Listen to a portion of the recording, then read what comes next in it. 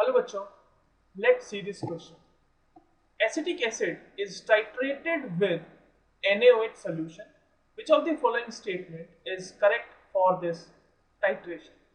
Option 1, conductance increases up to equivalence point, then it decreases. Option 2, conductance increases up to equivalence point, then it increases. Option 3 says, first conductance increases slowly but up to equivalence point and then increases rapidly. Option 4, first conductance increases slowly up to equivalence point and then drops rapidly. तो चलिए सबसे पहले इस question का हम की concept देखते हैं. So the key concept used for this question is conductometric titration.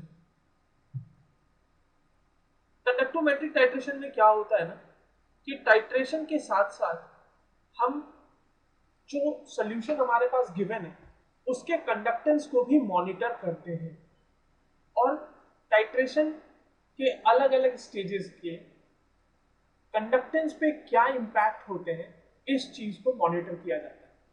तो सेम चीज यहाँ पे लगानी है. अब देखें, जब आप एसिटिक एसिड का टाइट्रेशन करा रहे होंगे NaOH के साथ, तो जो रिएक्शन हो रही होगी एसिटिक एसिड और NaOH में, that is the neutralization reaction और वो कुछ ऐसी हो रही है.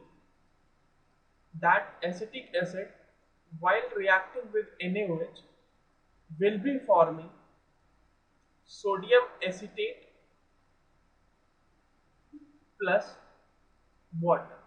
ये एक सॉल्ट बना जो कि आयोनिक इन नेचर है. अब आप ये देखो कि जैसे आप टाइट्रेशन करा रहे हो सॉल्यूशन में नंबर ऑफ आयंस बढ़ रहे हैं. ठीक है, कैसे बढ़ रहे हैं वो भी समझते हैं. एसिटिक एसिड जो है वो एक वीक एसिड है, उतना ज्यादा न्यूट्रलाइज नहीं होता, बट उसका सॉल्ट काफी आयोनाइज्ड फॉर्म में रहता है.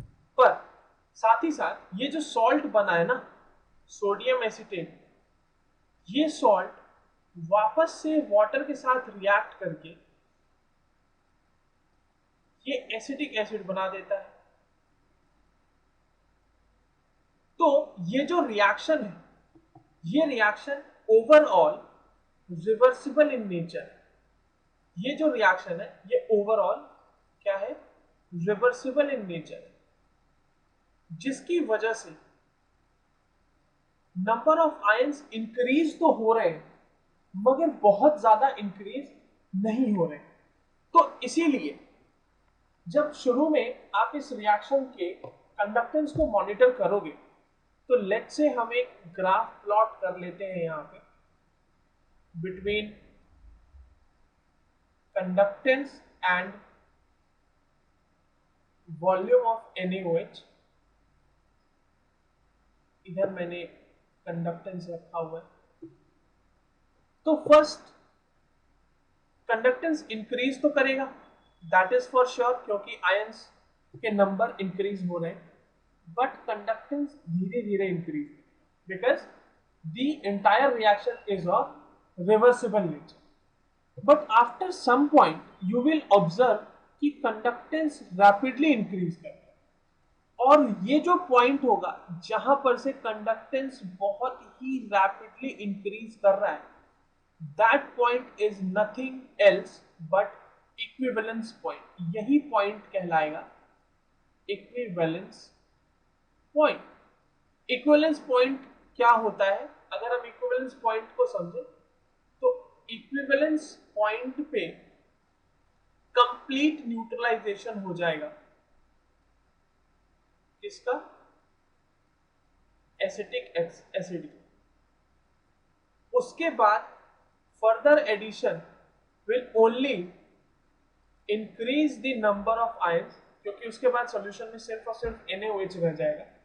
तो सिर्फ और सिर्फ NaOH जो कि बहुत ही अच्छा आयोनिक सॉल्यूशन प्रोवाइड करेगा, तो the conductance will sharply increase. So the correct answer for this question option third, first conductance increases slowly up to equivalence point and then increases rapidly. I hope you understood it well. All the best.